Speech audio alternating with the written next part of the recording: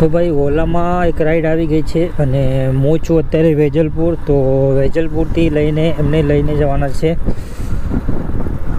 ગીતા મંદિર.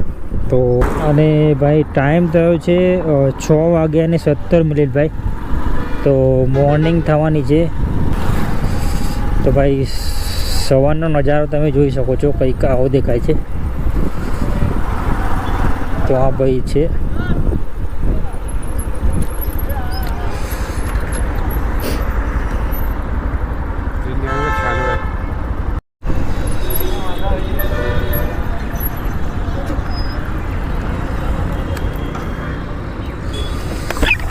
ટોટલ 8 કિલોમીટરની.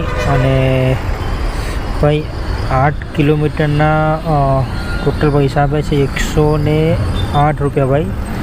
અને ભાઈ ટાઈમ થયો છે